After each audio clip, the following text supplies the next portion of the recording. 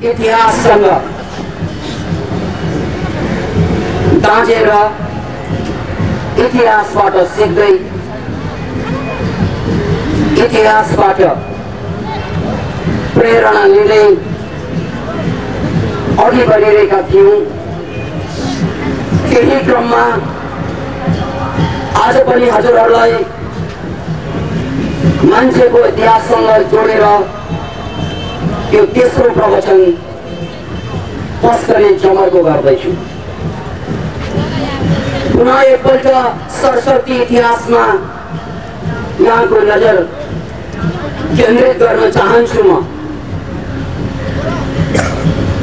माछाका एक जमात जो पानीबाट बाहिर आउन साहस गरे, तिनीहरू कालान्तरमा थलचर प्राणी हुँदै एप्स यानी पुच्छर नभएको बाँदरसम्म विकास भएका थिए।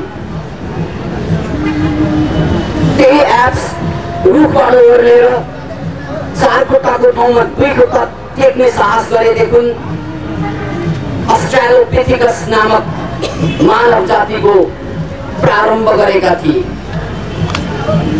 सृजनाको द्वार खोल्दै सृजनशील बन्दै होमो हेबिलस यात्रा गर्दै होमो इरेक्टस र बुद्धि लगाउँदै होमो सेपियन्सको आविर्भाव भएको कहानी मैले यहाँहरूलाई भनिसकेको छु।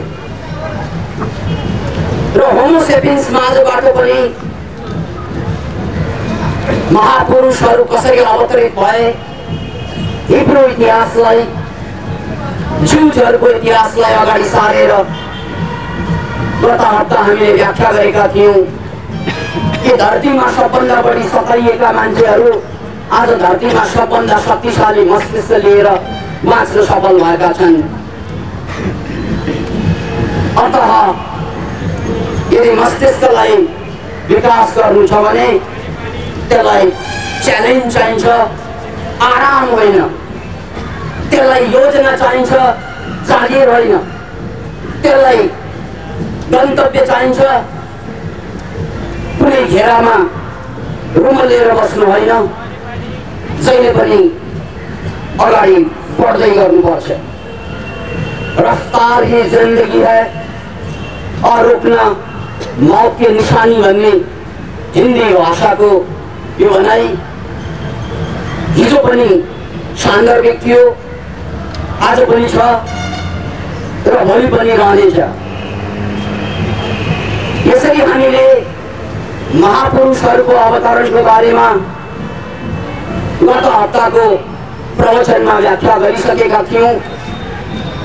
आज म मानव जातिको एउटा यस्तो सभ्यतामा इन्डिकेट गर्दैछु, मानव जातिको इतिहासको सबभन्दा शक्तिशाली सभ्यता। त्यसमाथि यहाँहरूको ध्यान आकर्षित गर्दै मनोक्रान्ति अभियानलाई विश्लेषण गर्ने, संश्लेषण गर्ने प्रयासरत छु। इतिहास रोमनहरूको हो, जसलाई हामी रोमन एम्पायर या रोमन साम्राज्य भन्छौं। अतः यो रोमन इतिहास रोमबाटै सुरु हुने भएको कारणले गर्दा ऐतिहासिक चित्रण म गर्न गइरहेछु।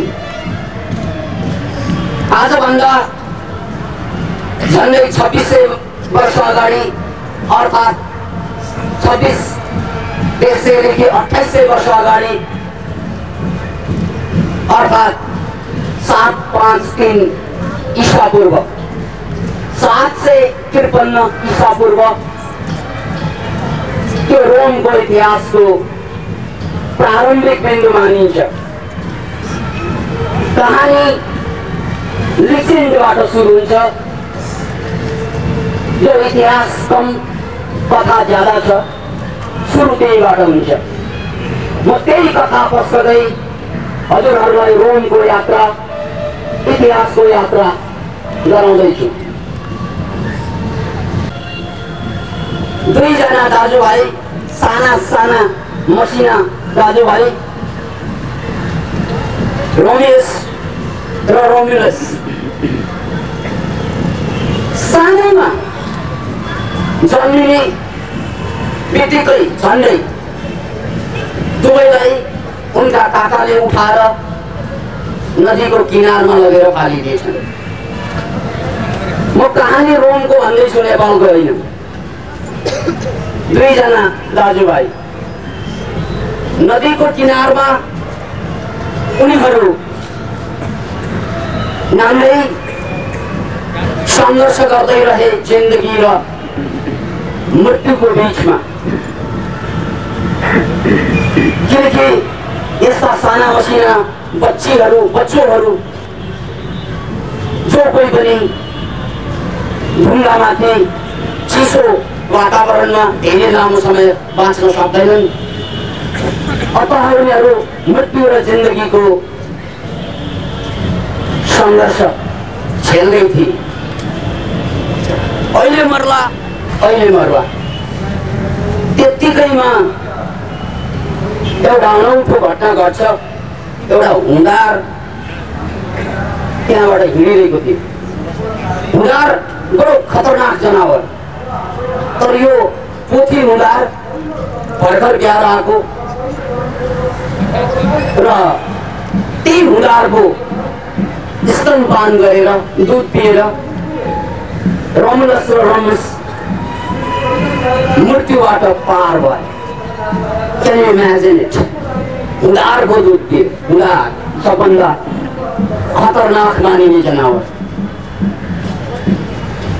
त्यसपछि ती दुवै दाजुभाइलाई गोठालाले हुर्काए र उनीहरू ठुलो हुँदै गए र उनीहरूले होस सम्हालेदेखि थाहा भए कि उनका काकाले उनीहरूलाई मार्नको लागि नदी किनारमा फालेकै थिए। मरोस् भन्ने चाहना नै थियो, तर सौभाग्यवश उनीहरू मर्दैनन्। हुँदारले बचाउँछन् दुध आफ्नै पिलाएर। जान लिनुपर्ने हुँदारले जान बक्सिदिन्छन्। र यही घटनाको कारण, यही कथाको कारण दुवै दाजुभाइमा एउटा हुँदार प्रतिको अगाध श्रद्धा जाग्छ। किनभने उनले त खानु पर्थ्यो, काँचै चपाउनु सक्थ्यो, पर्थ्यो, सक्थ्यो होइन, तर उनीहरूले बचाइदिए। यो असम्भव घटना जसको कारण उनीहरू बाँचेका थिए, यही कारणले गर्दा उनीहरूमा एउटा अगाध श्रद्धा र आस्था हुँदारप्रति जो जाग्यो कि त्यो हुँदारलाई त दिनु के सक्थ्यो र उनीहरूले, आवश्यक नै के हुन्थ्यो उनलाई। तर हुँदार जसले उनीहरूलाई दुध पिलाए, त्यसको सम्मानमा, त्यसको स्मारकको रूपमा उनीहरूले एउटा चिनो बनाउने ठाने। किन भन्नाले यो असम्भव घटनालाई सम्भव बनाउने त्यो अन्जान हुँदार नि त्यो हाम्रो लागि निश्चय पनि श्रद्धाका पात्र हुन्। त्यसकारण उनको सम्मानको लागि केही न केही गर्नै पर्छ। त्यो केही न केही गर्ने क्रममा नै उनीहरूले एउटा सहर बसाउने विचार गरे। सम्मान हुँदारको र हुँदारको सम्मानमा सहरको निर्माण गर्ने उनीहरूले विचार गरे। नभन्दै उनीहरूले सहर सुरु गरे, बनाउँदै गए, व्यापक हुँदै गयो, अद्भुत सहर बन्दै गयो। र यसै क्रममा झगडा हुने, जग्गाको कुरा पछि झराउँछ भने चाहिँ त्यहाँ पनि समस्या त्यही थियो। सहरको सीमा फैलाउने क्रममा युद्ध भयो, झगडा भयो। त्यही झगडामा रोमियोस मारिए। रोमियोस बलिदान भए एक किसिमबाट। र त्यसपछि उनका दाजु रोमिलस रोम सहर बसाउन सफल भयो र त्यही रोमको पहिलो सम्राटको रूपमा रोमिलसको नाम इतिहासमा अजर अमर भएका छन्। यो अद्भुत कथा हामी जम्मै मान्छेको लागि एउटा प्रेरणाको स्रोत हुन सक्छ। यो कथाबाट चारवटा सन्देश हामीले सिक्न सक्छौं कि संसारमा सबै मान्छे हुँदैन रहेछ, संसारमा सबै हुँदार हुँदैन रहेछ। हाम्रै घरमा मान्छे जस्ता हुँदार पनि हुँदो रहेछन् र हुँदार जस्ता मान्छे भए जस्तै मान्छे जस्तै हुँदार हुनु पनि स्वाभाविक हो। त्यसकारण सबै हुँदार हुँदैनन्, मान्छे पनि हुन सक्छन् र सबै मान्छे हुँदैनन्, हुँदार पनि हुन सक्छ। यो हुँदार भनेको नचिनेको कारणले गडबड छ भने कुकुरै ठानौँ, कुकुर चिन्छौँ। हाम्रो घरमा कतिपय कुकुरहरू मान्छे जस्ता हुँदा रहेछन् र कतिपय मान्छेहरू कुकुर जस्ता हुँदा रहेछ। त्यसैले मान्छेको यो आकार प्रकारमा भुल्ने काम गर्नु हुँदैन। किन भन्नाले यो लुगा कोट टाई लाउँदैमा मान्छे सुसभ्य हुँदैन, त्यसभित्र एउटा हुँदार पनि हुँदो रहेछ, कुकुर पनि हुँदो रहेछ, भाषा पनि हुँदो रहेछ। कति सर्पले पनि चिटिक्क टाई सुट लगाएको देखिन्छ। अतः एउटा काका अंकल जसलाई इंग्लिशमा भनिन्छ, त्यो काकाले आफ्नै भतिजाहरूलाई मार्नको लागि फाल्नु भनेको ऊ मान्छे होइन, ऊ मान्छेको भेषमा हुँदार हो, ऊ कुकुर हो। किन भन्नाले उनले देखाएको व्यवहार, उनको भावना कुकुरको जस्तै थियो र त मार्नलाई नदीको किनारमा फाल्थे। तर हुँदार कस्ता पनि रहेछन्, मान्छे जस्तै दुध पिलाइदिए, हुर्काइदिए बच्चालाई। त्यसैले घरमा आमा बाबा दाजु भाइ बहिनी दिदी काका काकी ठुनठुन ठिन ठिन ठिन ठिन ठुन ठुन ठुन ठुन ठुन उनीहरू हुँदार पनि हुन सक्छ, उनीहरू भाषा पनि हुन सक्छन्, उनीहरू सर्प पनि हुन सक्छन्, उनीहरू किरा मकौडा पनि हुन सक्छन्। त्यसकारण झुकिएर अनुहार हेर्दै तपाईले भुल्नु हुँदैन। भेष देखकर मत भूलिए पूछ लीजिए ज्ञान, मोल करो तलवार का पड़ी रहने दो ज्ञान। यो कबीरको वचन यहाँ सार्थक छ। भेष देखकर मत भूलिए, भेषलाई देखेर हेरेर भुल्ने काम नगर्नु। पूछ लीजिए ज्ञानलाई सोध्नु। के भन्नाले भेष जस्तो राम्रो भए पनि, देश जस्तो राम्रो भए पनि यदि त्यो मान्छेको बुद्धि भ्रष्ट छ भने खतरा हुन सक्छ। देश जस्तो होस्, देश जस्तो होस्, तर मान्छेको सद्बुद्धि छ भने त्यो मान्छे महान बन्न सक्छ। अतः मूल कुरो हाम्रो परिवारभित्र भाषाहरू जन्मिन्छन्, पहिलो सन्देश, र भाषाहरूको माझमा हाम्रा परिवार जन्मिन सक्छन्। तपाईले कसलाई भाषा भन्नुभयो त्यो तपाईको अंकल हुन सक्छ, आन्टी हुन सक्छ। तपाईले जसलाई आन्टी अंकल भन्नुभयो त्यो पक्का निखर कुकुर हुन सक्छ। तपाईले जसलाई आमा बाउ भन्नुभयो त्यो पक्का डाका चोर फटा पनि हुन सक्छ, त्यो पक्का ज्यानमारा पनि हुन सक्छ, त्यो पक्का हुँदार हुन सक्छ। तर जसलाई तपाईले कुकुर भनेर भन्नुभयो त्यो पक्का बाउ हुन सक्छ, त्यो पक्का आमा पनि हुन सक्छ।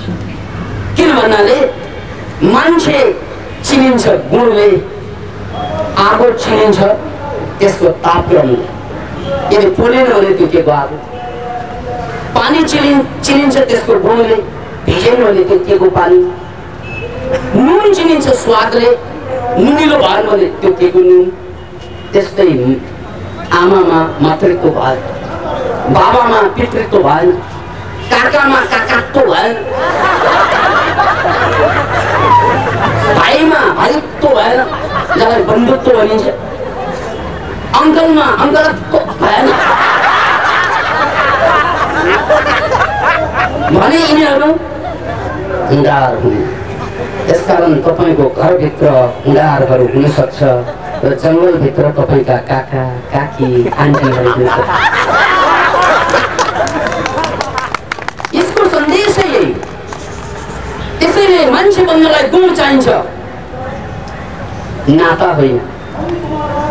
पारिवारिक नातासँग कुनै लिनु दिनु छैन। नाता मनको हुनुपर्छ, प्यारको नाता, सौहार्दताको नाता।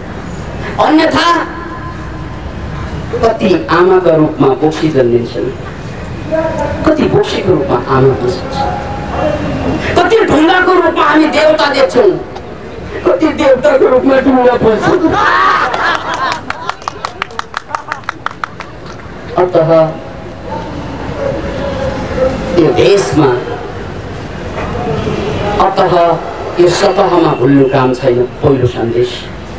त्यसकारण तपाईँले घरलाई ध्यान दिनुहोस् विशेष गरेर, जसको लागि कमाई जिन्दगी बुढा पारिदिनु भयो तपाईँ, जसको लागि काम गरी जिन्दगी बुढा पारिदिनु भयो तपाईँ।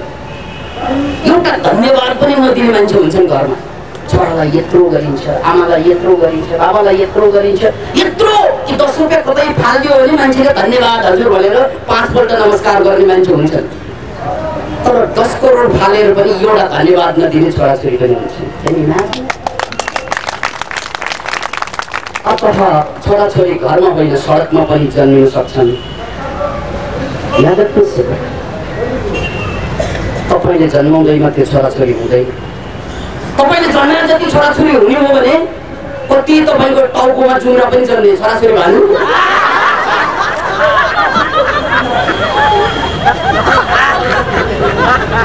यहाँ सानो उमेरमा धेरै जुका पनि जन्माएका थियौँ, छोराछोरी भनेर पालेका छौँ। आफूबाट जन्मिँदैमा कोही पनि छोराछोरी हुनुपर्छ भन्ने छैन, जुका पनि हुन्छ। अतः तपाईँ कुन संसारमा हुनुहुन्छ, मान्छेलाई तपाईँले कुन रूपमा हेरिरहनु भएको छ त्यो नहुन सक्छ। यो रोमन सभ्यताको इतिहासको पहिलो कडी लिजेन्डबाट सुरु भएको छ, मिथकबाट सुरु भएको छ, पुराणबाट सुरु भएको छ, र यसको सन्देश इतिहासले भन्दा बेसी बोकेको छ। दोस्रो सन्देश, जब मान्छेमा गुणको बदला गुण भावना जाग्छ, त्यही मान्छे धरतीमा महान हुन्छ। खुनको बदला खुन पनि छ। यहाँ तपाईँले हिन्दी सिनेमा या नेपाली सिनेमा सबै हेर्नुहोस्, उसले सिकाउने पहिलो र अन्तिम पाठ के? खुनको बदला खुन। खुनको बदला खुन गऱ्यो भने एउटा खुनी होइन अर्को खुनी जन्मिन्छ। याद राख्नुहोस्। त्यसैले प्राय चलचित्रहरू जति बढी हेर्छौँ हामीहरू उति बढी भ्रष्ट हुन्छौँ हामी, किनभने त्यसले गलत सन्देश बोकेको छ।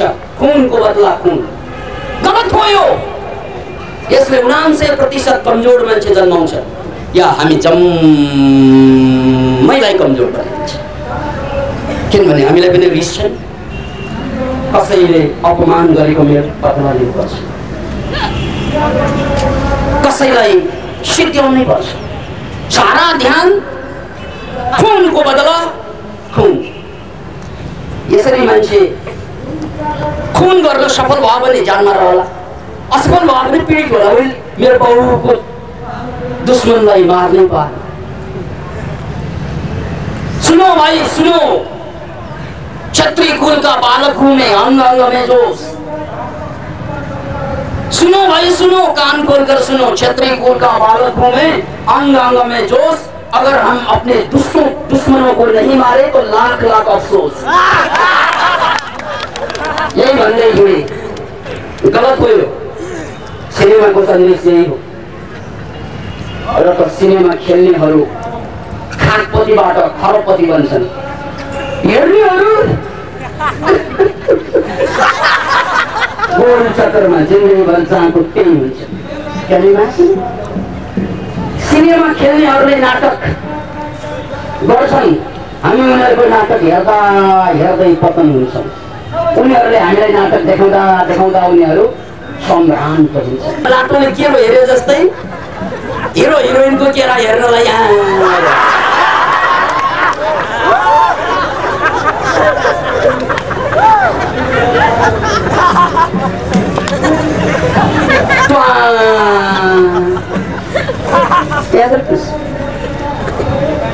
किनभने त्यहाँको सन्देश गलत छ। सबै सिनेमा नहोला तर अधिकांश के खुनको बदला खुन। यो मान्छेलाई बेवकूफ बनाउने तरिका हो, यो मान्छेलाई कमजोर बनाउने तरिका हो, यो मान्छेलाई बर्बाद गर्ने तरिका हो। फेरि के तपाईँ खुनको बदला खुनको पछि लाग्यो भने अनि खुनको बदला खुन कसले तिर्ने? याद राख्नुहोस्, आज 99% मान्छे संसारमा गरिब छन्, क्षीण छन्, दरिद्र छन्, रोगी छन्, पीडित छन् र 1% मान्छेले उनीहरू सबैमाथि रजाइ गरिरहेका छन्।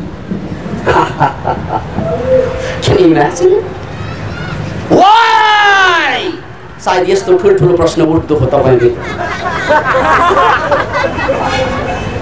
किन एउटा विद्रोह जन्मन सक्छ?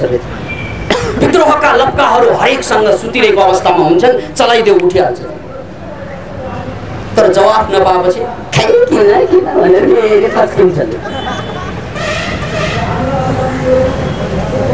किनभने हामीले विद्रोहलाई पनि धेरै समयसम्म सल्काउन सफल छैनौँ। धेरै लामो सल्केको भए विद्रोह क्रान्ति बन्थ्यो, धेरै छोटो भयो भने क्रान्ति विद्रोहमा, अनि विद्रोह बेवकुफीमा समाप्त हुन्छ। जस्तै 7 सालको क्रान्ति विद्रोहमा समाप्त भयो अनि पछि गएर चाहिँ बेवकुफीमा टुङ्ग्यो। कहानी त्यही होइन। 7 सालमा ठुलो क्रान्ति ल्याएर केही पनि क्रान्ति आएन, मान्छे आन्दोलित भए, यसो हल्लिए। आन्दोलनको मतलब आन्दोलन भनेको डोलन भनेको हल्लिनु, यसो हल्लिए। यदि हल्लिनुको नाम आन्दोलन हो भने हरेक डिस्कोमा गएर हेर्नु नाइट क्लबमा आन्दोलन हुँदैछ।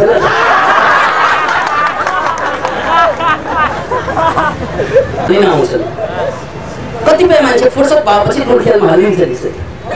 अब भनिदिनुहोस्, आफ्नो हल्लिनुको नाम यो के रहेछ? आन्दोलन गर्दैछ। किन भन्नाले डोलन भनेको डोल्नु भनेको हल्लिनु होइन, त्यसैबाट शब्द डुल्नु भनेको।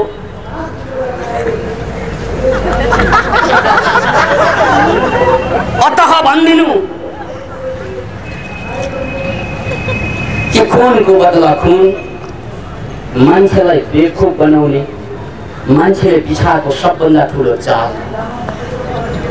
यस्ता सिनेमा, यस्ता साहित्य, यस्ता चर्चा, यो जम्मै हामी जम्मैलाई 5000 वर्षको इतिहासमा फर्काउने, अस्ट्रालोपिथिकसमा फर्काउने काम गर्छ। किनभने अस्ट्रालोपिथिकसले अरू केही गर्दैन थिए, 2 खुट्टामा टेक्थे र आफ्ना शिकारलाई मार्थे। खुनका बदला खुन। त्यसकारण उनीहरू हिँड्छ।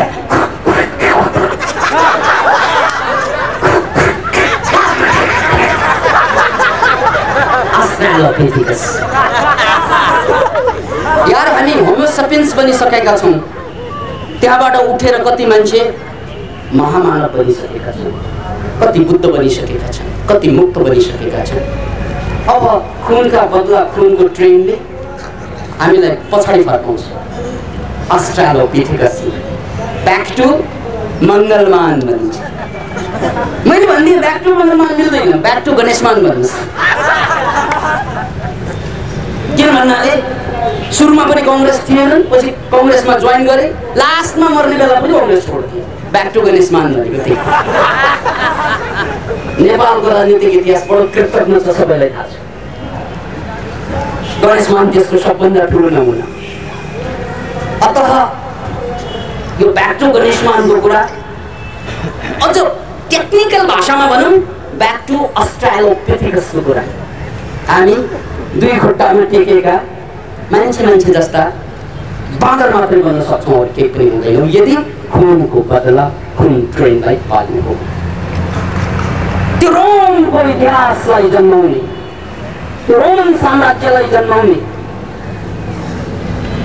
त्यो कडीलाई त्यो बिन्दुलाई बुझ्नुस्। त्यो रोमन साम्राज्यको सुरुवात खुनको बदला खुनबाट होइन, गुणको बदला गुणबाट। अब गुणिलो हो भने ताली बजाउनु पर्यो, खुनिलो हो भने चुपचाप बस्नु। हेरौँ न हामी पनि कति के छ।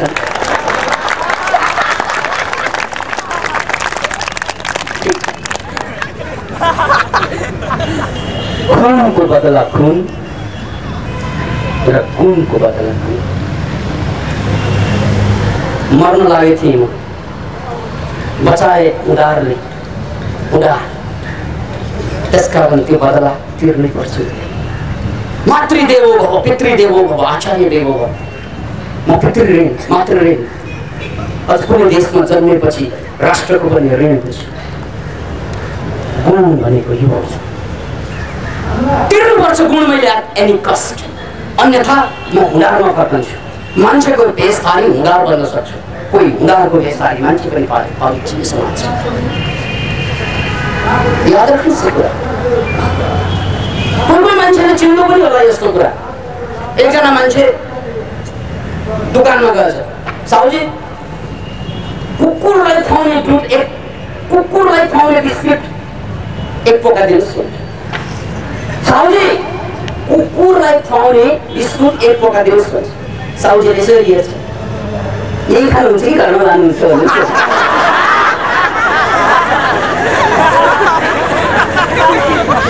किनभने कोही कोही मान्छेको रूपमा कुकुर हुन्छन्। अघि जुन भने कोही कोही दोकानदारको रूपमा ज्ञानी पुरुष पनि हुन सक्छ।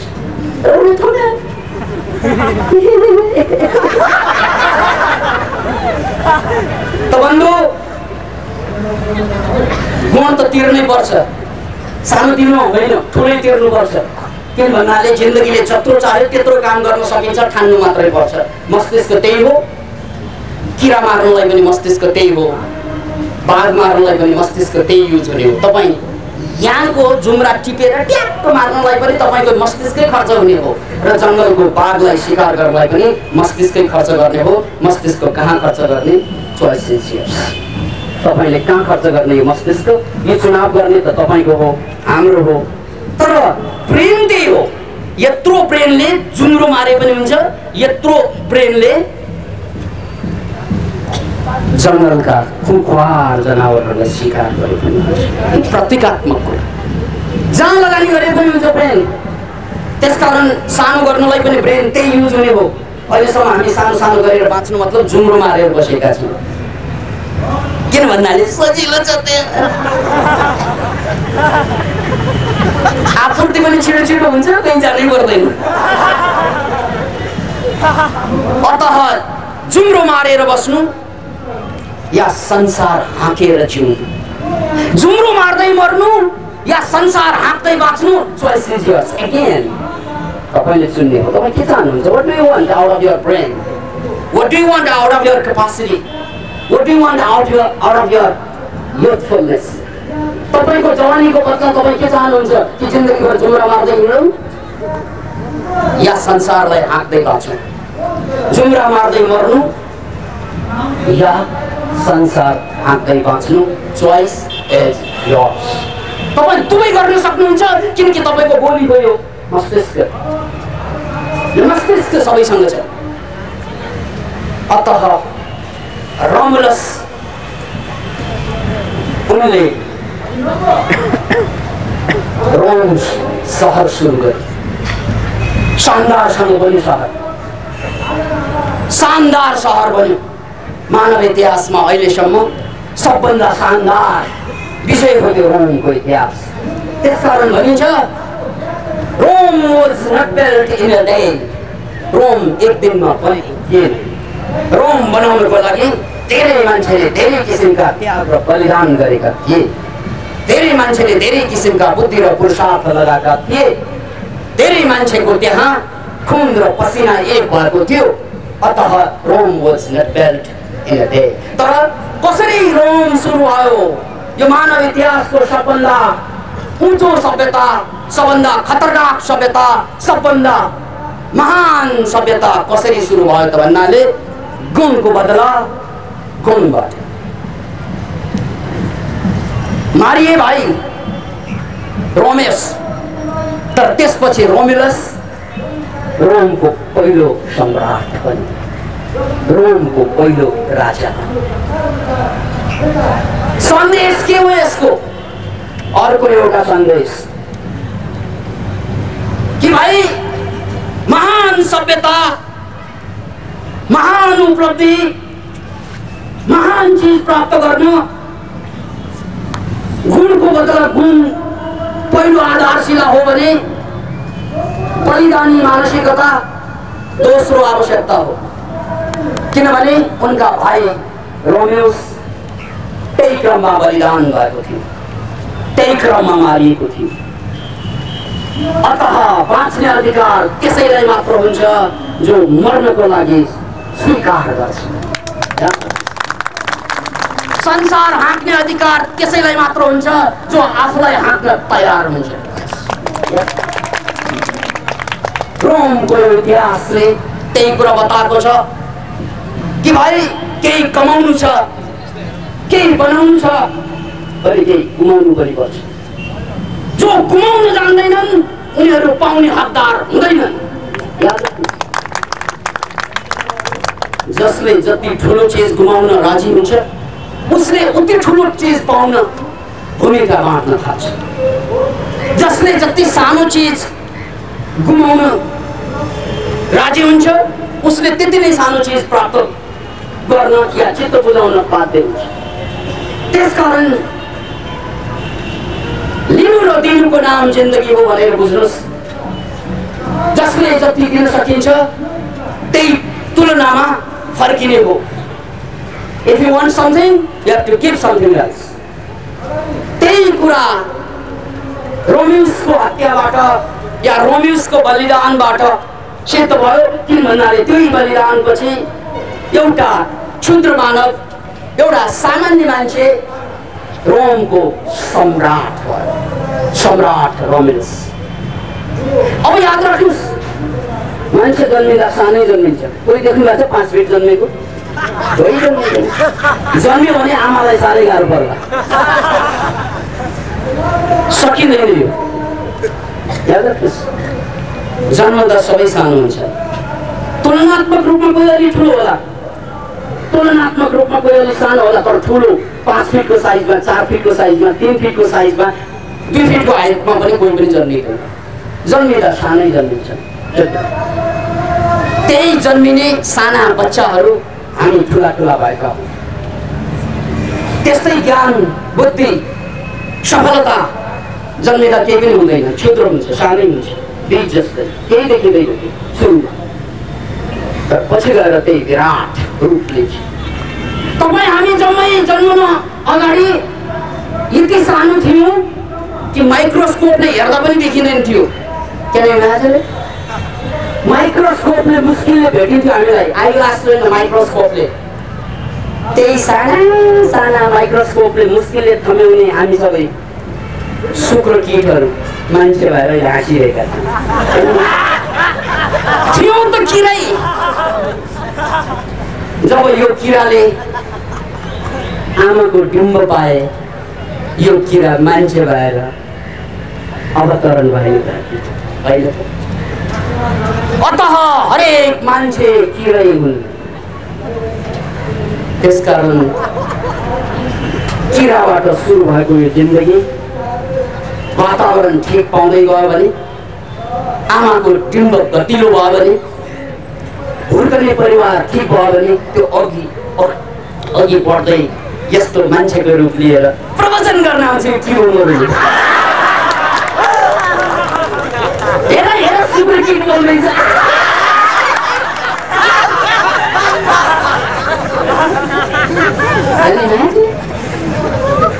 सुपर किट पनि बोल्छ, बोल्नु दिनुपर्छ सुपर किटलाई। हरेक सुपर किट बोल्दैनन्, किन भन्नाले हरेक मान्छेको भेषमा अझै सुपर किट छन्। किन भन्नाले उनीहरूले गुणलाई युज नगर्ने हो भने अझै चाहिँ पुच्छर हल्लाएर बाँचिरहेको, त्यसलाई चाप्लुसी गर्नु भन्छ।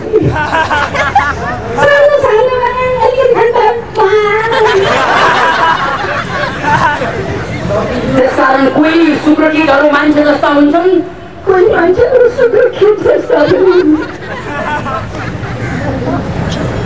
अतः रोमको त्यो इतिहास, रोमिलसको राजा बन्नु एउटा संकेत हो, महान संकेत कि भाइ तिमी पनि राजा बन्न सक्छौ, तिमी पनि महान बन्न सक्छौ।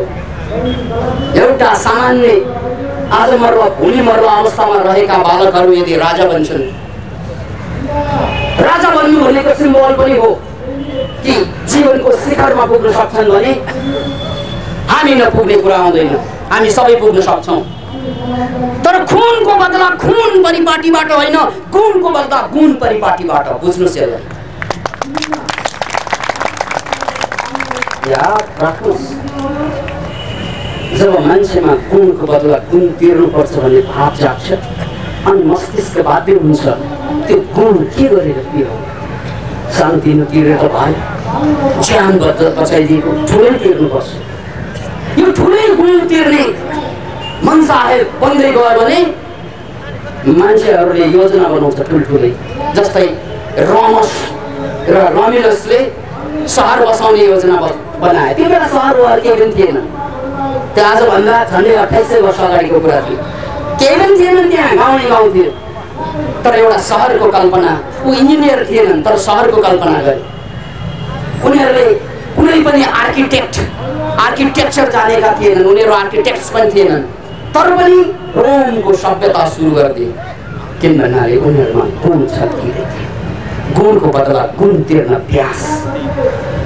र जब मान्छेले गुणको बदला गुण तिर्ने भाव जान्छ, तब उसले बल्ल गएर महान कामको भिजन बनाउँछ।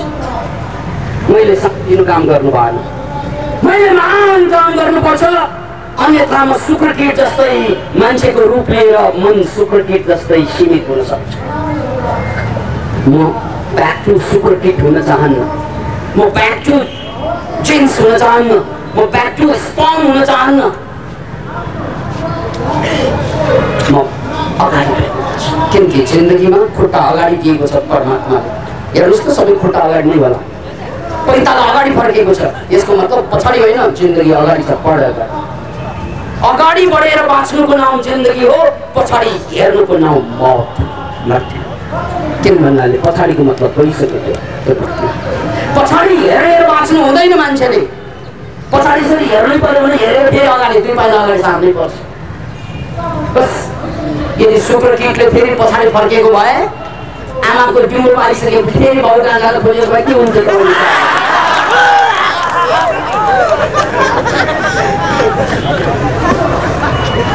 ऊ आमाको गर्भमा आइसकेपछि शुक्रकीट बाउ कहाँ जाने मोह त्याग्नुपर्छ। याद राख्नुहोस्, घुमाउनु त पर्छ उसले। बाउको अन्डकोशमा शुक्रकीट डेभलप हुन्छ होइन, त्यहीबाट आमाको डिम्बमा उच्च सम्मान स्थान पुग्छ। तर जब ऊ पछाडि हेरेर बाँच्न खोज्छ, फेरि अन्डकोशमा फर्कन खोज्छ अनि ऊ मारिन्छ, उसको कुनै अस्तित्व हुँदैन। किन भन्नाले ऊ फर्केर बाँच्न खोज्दैछ। परमात्माले खुट्टा अगाडि दिएछ, प्रकृति माताले खुट्टा अगाडि दिएछ, ऊ चाहिँ पछाडि जान खोज्छ।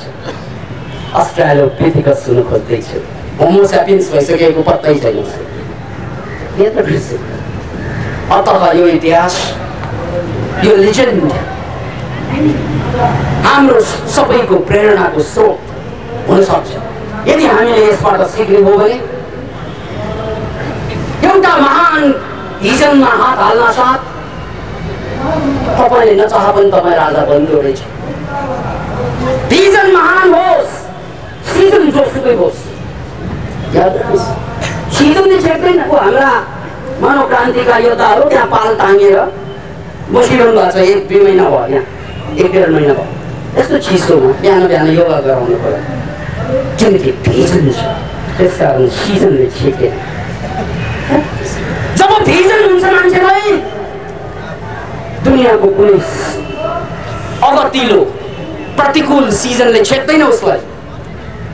अनि भिजनै छैन भने सिजन आउँछ जान्छ, ऊ सिरक भित्रै मुटेर बसिरहन्छ।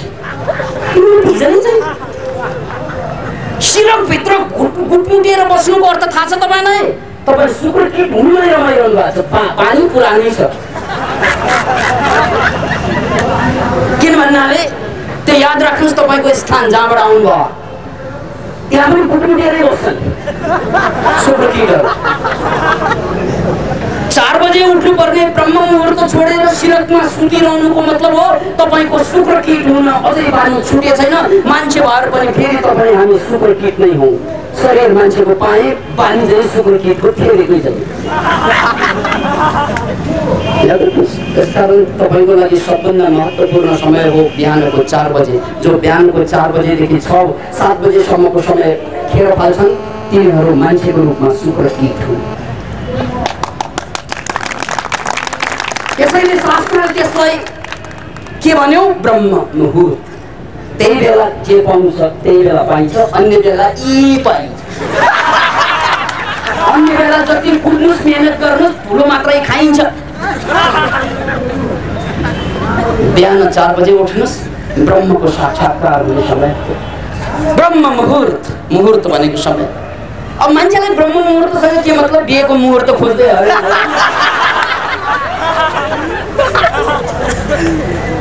उनलाई ब्रह्म मुहुर्त भन्दा बिहेको मुहुर्त राम्रो मनपर्छ, स्वाद लाग्छ। स्वाद कस्तो त भन्नाले मुट्ने कुनै शास्त्रको व्याख्या होइन, कुनै धर्म विशेषको अभियान पनि होइन।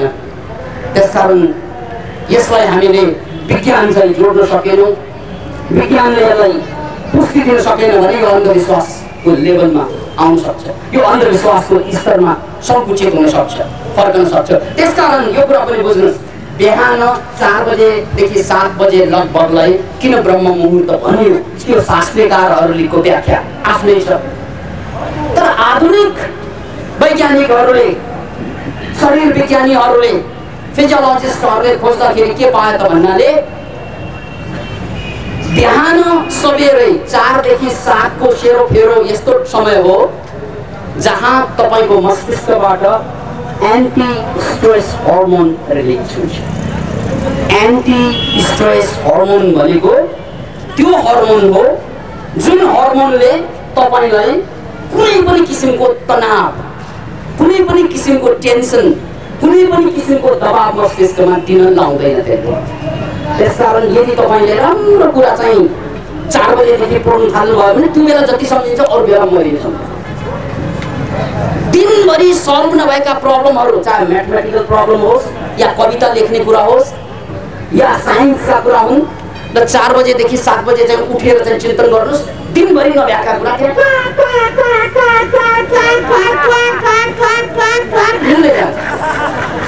मिल्ने क्रम अचम्म लाग्छ। मान्छे दिनभरि सक्यो, आज बिहान कसरी सक्यो? किन भन्नाले बिहान समय फेरि सक्यो। अब यो ब्रह्म मुहुर्त एन्टी स्ट्रेस हर्मोनले तपाईँलाई साथ दिएको छ। त्यसकारण त्यसलाई ब्रह्म मुहुर्त भनिन्छ। त्यसकारण शास्त्रमा जुन भनेको कुरा त्यो अर्थपूर्ण यसकारण छ। किन भन्नाले त्यो बेला हामीले जे गर्न सक्छौँ अरू बेला गर्न सक्छौँ। कम मेहनत त्यो बेला पर्छ, अरू बेला बेसी मेहनत पर्छ। त्यही गर्नु नसक्ने भन्ने त कुरो भएन, मान्छेले जे पनि गर्न सक्छन्। तर त्यो बेला जति पावर अरू बेला चाहिँ हुँदैन। जस्तै कामकै कुरा गर्दाखेरि 12 बजेको सेरोफेरोको पावर अरू बेला कम हुन्छ। त्यो सोलर हिटर भएको चाहिँ थाहा हुन्छ तपाईँलाई। सोलर चलाउनेहरूलाई बडो थाहा छ कुन बेला चाहिँ पानी छिटो तातिन्छ, कुन बेला पानी ढिलो तातिन्छ। त्यो सोलर पावर भएका मान्छेलाई थाहा हुन्छ। अहिले सोलर सिस्टम हामी सबैकोमा छ, प्रायःकोमा छ। त्यसकारण जसरी सोलर सिस्टम पानी तताउनको लागि 12 बजेको सेरोफेरो घाम लागेको बेला सजिलो हुन्छ, त्यस्तै कुनै पनि प्रब्लमलाई सल्भ गर्नको लागि, कुनै पनि नयाँ योजना बनाउनको लागि 4 देखि 7 बजेको समय एन्टी स्ट्रेस हर्मोन रिलिज हुने कारणले गर्दा त्यो सबभन्दा राम्रो समय हो। यो पनि सन्देशको रूपमा हामीले बुझ्नै पर्छ र यसलाई लागू गरेर हेर्नुपर्छ। अनि बल्ल थाहा हुन्छ हो म उठ्नु नै 7:30 मा छु। तपाईँ उठ्नु नै कहिले भएको छ?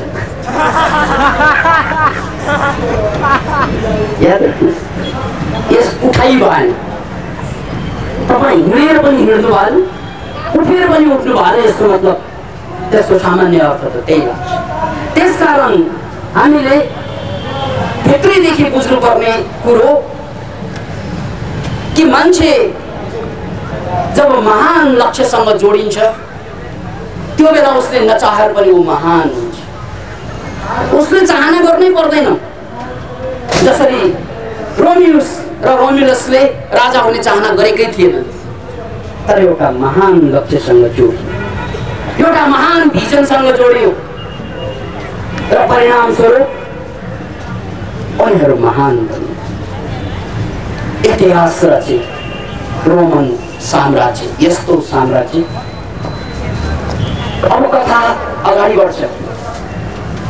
रोमन साम्राज्य मानव इतिहासको सबभन्दा शक्तिशाली र सबभन्दा लामो समयसम्म संसारलाई प्रभावित गरेको साम्राज्य हो।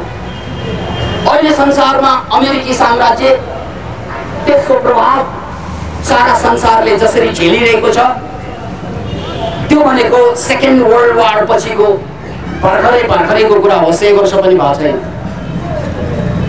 त्यसभन्दा अगाडि ब्रिटिस साम्राज्यको प्रभाव हामीले झेल्यौं। 100 वर्षसम्म ब्रिटिस साम्राज्यको प्रभाव, 200-300 वर्षको उसको साम्राज्यले सारा संसारलाई झुक्न बाध्य गराइदिएको हामी इतिहासमा पढ्छौँ। त्योभन्दा पहिला पनि साम्राज्यवादीहरू थिए, उनीहरूको प्रभाव पनि हुन्थे, तर रोमन साम्राज्य मात्रै यस्तो साम्राज्य हो जो मान्छेको इतिहासमा डाइरेक्ट 500 वर्ष लगातार उनीहरूले एक छत्र शासन गरे र त्यसपछि बाइजेन्टियममा गएर या इस्ताम्बुलमा गएर उनीहरूको राज्य राजधानी सरिएपछि अर्को झन्डै 1000 वर्ष शासन गरे। यसरी मान्छेको लिखित इतिहासमा सबभन्दा शक्तिशाली रोमन साम्राज्य र आधुनिक जीवनमा पनि रोमन साम्राज्यको जुन प्रभाव हामी देख्छौँ त्यसबाट हामी जम्मैले सिक्नुपर्छ। किन भन्नाले इतिहासबाट सिक्नुको अर्थै हुन्छ कि इतिहासमा कोही पतन भएका हुन्छन् र त कोही उठेका हुन्छन्। इतिहासमा कोही हारेका राजा महाराजा सभ्यताको वर्णन हुन्छ, त कतै जितेका सभ्यताको राजा महाराजाको र जनताको व्याख्या हुन्छ। यो कथा होइन, यथार्थ हो। त्यसकारण त्यसबाट हामी सिक्न सक्छौँ। सिक्न यही सक्छौँ कि हिजो जुन गल्ती भयो त्यो गल्तीबाट बच्न र हिजो जुन ठीक भयो त्यो ठीकमा टेक्न इतिहासले सघाउँछ। अतः रोमन इतिहासमा हामीले सबभन्दा ठुलो पाठ, मानव इतिहासको सबभन्दा ठुलो पाठको रूपमा त्यहीबाट सिक्न सक्छौँ। त बन्धुहरू, रोमन इतिहासको कुरा म अझै अगाडि यहाँहरूलाई पस्कदैछु र यसको बिचमा म यहाँहरूलाई एकछिन ब्रेक पनि दिँदैछु र अलिकति बस्ने व्यवस्था पनि गरौँ। किन भन्नाले यहाँ चाप त्यसमा कालीगढी गरिरहेका छौँ, त्यसमा यात्रा गरिरहेका छौँ र त्यसै क्रममा मैले यहाँहरूलाई प्रस्तुत गरेको रोमको सभ्यता जो मानव जातिको लागि सबभन्दा बढी प्रेरणादायी सभ्यता छ, किनभने त्यो सबभन्दा लामो टिकाउ भएको सभ्यता र यो सभ्यता शिखरमा पुगेर कसरी कमजोर हुँदै पतन भए,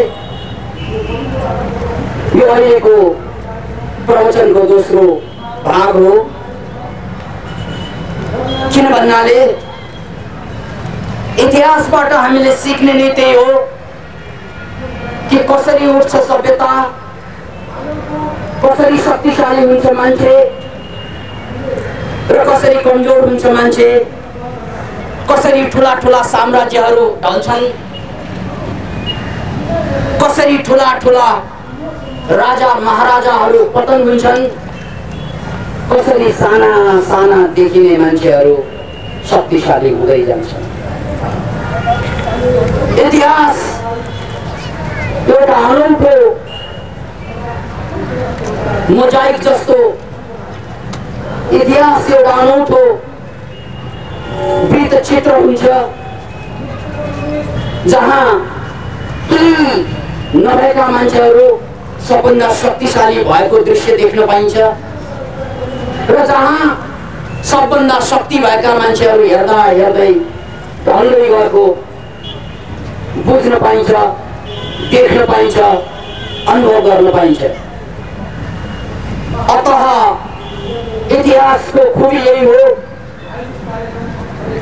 कि कतै हामी पनि शक्तिशालीबाट पतनतिर गइरहेका छौँ या कमजोर अवस्थाबाट उठ्ने तर्खरमा छौँ। हामीलाई के चिजले उठाउन सक्छ, के चिजले पतन गराउन सक्छ भन्ने कुरा म्याथमेटिकली अथवा गणितीय हिसाबले बुझ्ने सबभन्दा राम्रो माध्यम भनेको इतिहास नै हुन्छ। अतः यो रोमन इतिहास झन्डै झन्डै 1500 वर्ष चल्यो। सभ्यताको उत्तुङ्गमा शिखरमा पुगेको पनि हो, तर हेर्दा हेर्दै धराशायी भयो। त्यो कहानी म प्रस्तुत गर्दैछु। रोमन शासनको झन्डै 500 वर्षको लगातार शासन हुँदा हुँदै अगाडि बढिरहेकै बेला त्यत्रो ठुलो सभ्यता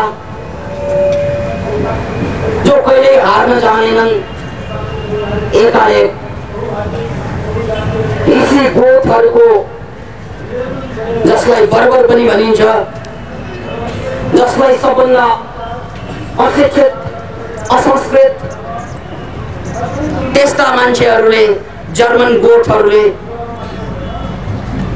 रोममाथि आक्रमण गरे र हेर्दा हेर्दै सबभन्दा शक्तिशाली मानिएको सभ्यता पतन भएर गयो। यहाँनिर उनीहरू कति शक्तिशाली छन्, रोमनहरू थिए भन्ने कुरा बुझ्नुपर्छ हामीले। किनकि योभन्दा अगाडि जहिले पनि मान्छेको इतिहासमा हमला गर्ने मान्छेहरूले जित्ने गर्ने कहानी छ। यो अहिले पनि परिपाटी त्यही हो। जो सुरक्षात्मक अवस्थामा रहन्छ उनीहरू जहिले पनि कमजोर हुन्छ। युद्धको नियमै त्यही हो कि अरूले हमला गर्न अगाडि आफूले हमला गरिएन भने जहिले पनि हारिन्छ, जहिले पनि मारिन्छ। त्यसकारण जहिले पनि सुरक्षात्मक रूपमा रहने मान्छेहरू जहिले पनि हारेका छन्, जहिले पनि पछि परेका छन्। नेपालको इतिहासमा पनि यो बारम्बार घटेकै घटना हो। पृथ्वीनारायण शाहले हमला गर्दा काठमाडौँले ठेक्न सकेन, भक्तपुरले ठेक्न सकेन, कीर्तिपुरले रोक्न सकेन, किन भन्नाले उनीहरू सुरक्षात्मक अवस्थामा थिए। पृथ्वीनारायण शाह हमलाको अवस्थामा थिए र हमलावारहरूले जहिले पनि जित्नुको कारण त्यही हो। चाहे तिनीहरू बर्बर भिसी गोठ जस्तै किन नहोस्, तर हमला गर्ने मान्छेहरू जहिले पनि एक कदम अगाडि बढ्दो रहेछ। यो कुरा मानव इतिहासले देखाएका छन्। यति हुँदा हुँदै पनि रोमन एम्पायरमा यस्ता पनि घटनाहरू थिए 500 वर्षसम्म, जहाँ उनीहरूले हमला गरेर जहाँ विभिन्न देशलाई जित्दै थिए, उनीहरूलाई हमला गर्नेहरूले पनि उनीहरूलाई हराउन नसक्ने अवस्था पनि थियो। इतिहासमा सबभन्दा हामीले स्मरण गर्ने एउटा घटना थियो हानिबालले जो अफ्रिकादेखि हजारौं सैनिक, झन्डै 35,000 सैनिक लिएर, थुप्रै हात्ती घोडाहरू लिएर इतिहासमा प्रवेश गरेको देखिन्छ। ऐतिहासिक पृष्ठभूमिमा स्वागत छ हजुरलाई। हाम्रा अतिथि नन्द कृष्णज्यूहरू इतिहास अद्भुत ज्ञानको भण्डार भएको प्रसङ्ग हामी कोट्याउँदै हन्निबालले आल्प्स पर्वतलाई नागेको कहानी मानव इतिहासमा सबभन्दा अनौठो विजयको रूपमा लिइन्छ। किनभने जहाँ मान्छे चढ्न गाह्रो हुन्छ, मान्छेले नाग्न गाह्रो हुन्छ, त्यो आल्प्स पर्वत त्यसलाई नागेर अफ्रिकादेखि यात्रा गर्दै हन्निबालले युरोपमा रोमनहरूलाई आक्रमण गरेका थिए। सबभन्दा गजबको कुरा त त्यस्तो ठाडो पर्वतमा 37वटा हात्ती चढाएर उनले युरोप पुर्याएका थिए अफ्रिकादेखि। Can you imagine? त्यसकारण त्यसलाई सबभन्दा सरप्राइजिङ एट्याक भनिन्छ इतिहासमा। सबभन्दा आश्चर्य लाग्दो हमला। हमला जहिले पनि आश्चर्य लाग्दो हुन्छ, तर हन्निबालको हमला इतिहासमा सबभन्दा आश्चर्य लाग्दा घटनाहरूको क्रममा झन्डै पहिलो नम्बरमा पर्छ। किन भन्नाले यस्तो ठाडो पहाडमा मान्छे चिप्लिने ठाउँमा हात्ती चढ्न सक्दैन थिए। तर हन्निबालको साहस अफ्रिकाबाट हात्ती ल्याएको। तपाईँ कल्पना गर्नुहोस्, कहाँ अफ्रिका, एसिया छ बिचमा, कहाँ युरोप। आल्प्स पर्वतलाई 37वटा हात्तीले नागेरै हमला गरिदिए। तर रोमन सभ्यता यति मजबुत थियो, हमलावारहरूले पनि जित्न सकेनन्। आखिर हन्निबालका सेनाहरू हारे। अद्भुत कुरा। रोमनहरूलाई धेरै हमला गरे, तर रोमनहरूलाई हमला गर्ने पनि हारे। रोमनहरूले जहाँ हमला गरे त्यहाँ जितेरै छोडे। त्यसमध्ये एउटा ब्रिटेनको हमला एउटा अद्भुत प्रसङ्ग थियो। ब्रिटेनमा जब हमला गरे रोमन सेनाले, त्यो बेला ब्रिटेनमा सेल्सहरू, ब्रिटेनको कुनै पार्टमा सेल्सहरूको राज्य थियो। र आजभन्दा 2000 वर्ष अगाडिको कुरा हो कि बोडिसिया नामक एकजना महिला त्यो बेला त्यहाँका रानी थिइन् सेल्सहरूको। र उनले यति सुरवीर आफ्नो सुर प्रस्तुत गरिन् कि सारा इङ्ल्यान्डलाई चकित पारिदिए। किन भन्नाले लन्डनलाई उनले आफ्नै ठाउँ भएर पनि जलाइदिए। त्यसलाई साबोटाज भनिन्छ इङ्ग्लिसमा। आफ्नै सामान, आफ्नै कुरालाई बर्बाद गरेर पनि यदि पुरै हार्नुभन्दा आधा हार्नु जाति भन्ने मानसिकता बन्यो भने आफ्नै सामग्रीहरूलाई पनि जलाउनु पर्ने हुन्छ, साबोटाज गर्नुपर्ने हुन्छ। त्यही गर्दिन् 70,000 रोमन सेनाहरूलाई जोड्दै जलाइदिए। 70,000 सेनाहरूलाई परास्त गरिदिन् बोडिसियाले। तर यति हुँदाहुँदै पनि रोमन साम्राज्य यति पक्का थियो, रोमन सेना यति शक्तिशाली थिए, हराउन सकिँदैन। आखिर बोडिसियाको फौज हारे। बोडिसियाले बिस्तार आत्महत्या गर्नै पर्यो। यस्तो छ रोमन सेनाहरू। न हन्निबालले न बोडिसियाले यसरी एक छत्र शासन चलाउन सक्ने त्यो साम्राज्यलाई कसले तहस नहस गरिदिएको भन्नाले हामीले कल्पना गर्न सकिँदैन। बर्बर जातिले, बर्बर जसलाई बोल्नु पनि आउँदैन भनिन्छ कि बर्बर बोल्छन् उनीहरू, अथवा उनीहरूले बोलेको सुन्दाखेरि हामीले बुझ्दैनौँ, असभ्य बर्बर जसलाई भनिन्छ, त्यसैबाट शब्द बार्बर भनिन्छ। त्यो बार्बरहरूले रोमन सभ्यतालाई तहस नहस गरे। र रोमन सभ्यताको पतनपछि युरोपमा मध्ययुग सुरु हुन्छ। यो मध्ययुगलाई अन्धकारको डार्क एज अफ युरोप भनिन्छ। याद राख्नुहोस्। म बडो अनौठो कुरा किन इन्डिकेट गर्दैछु, निर्देशित गर्दैछु हजुरहरूलाई। कि रोमन सभ्यता बार्बरहरूले पतन गराइदिएपछि 900 वर्षसम्म, झन्डै 900 वर्षसम्म युरोप अन्धकार युगमा फस्न बाध्य भयो। Can you imagine? जहाँ के पनि खासै विकास भएन, जहाँ मान्छेले कुनै उन्नति नै गर्न सकेन, त्यसलाई युरोपको डार्क एज भनिन्छ। यसरी युरोप 900 वर्षसम्म अन्ध्यारोमा रहनु, विकास नहुनुको पछाडि एउटै कारण थियो कि त्यहाँको सुसभ्यहरूको राजनीतिलाई असभ्यहरूले परास्त गरेर शासन हातमा लिएपछि रोमन सभ्यता 900 वर्षसम्म अँध्यारोमा रुमलिनु पर्यो। युरोप, सिङ्गो युरोपमा खासै विकास हुन सकेन।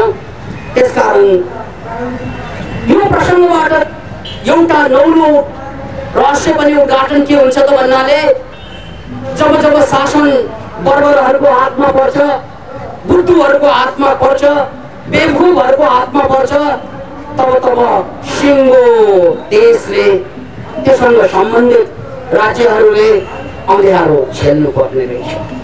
लाखौं करोडौं मान्छेको विकास थप रोकिनु रहेछ। करोडौं अरबौं मान्छे केही पनि गर्न सक्दैन रहेछ। त्यो कुराको सबभन्दा ठुलो साक्षी गोठहरूको शासन। त्यसकारण शासन भनेको जहिले पनि सबभन्दा ज्ञानी, सबभन्दा विज्ञानी, सबभन्दा सुसंस्कृत मान्छेको हातमा पर्नुपर्छ, अनि मात्रै मान्छेको उत्थान हुन्छ भन्ने पुरानो भनाइलाई यो रोमन साम्राज्यको पतनले पनि प्रमाणित गरिदिएको छ। यसबाट हामीले सिक्ने भनेको कुरा कि हामी जहिले पनि के भन्छौँ भन्नाले हाम्रो देशलाई हेरेर पनि हामी त्यही भन्छौँ कि शासन यहाँ धेरै फेरियो तर देशको विकास कहिले पनि भएन, जनताको कल्याण कहिले पनि भएन। किन भन्नाले शासनमा जाने मान्छेहरू भिसी गोठ जस्तै, गोठैबाट आएको जस्तै तालतालको पर्यो भने जनता अँध्यारोमा पुग्ने रहेछ भन्ने कुरा हामीले रोमन इतिहासबाट सिक्नुपर्छ। एउटा प्रकरण। अर्को कुरो, त्यो 900 वर्षपछि पहिलोचोटि युरोप जाग्यो, त्यसलाई पुनर्जागरण काल भनिन्छ।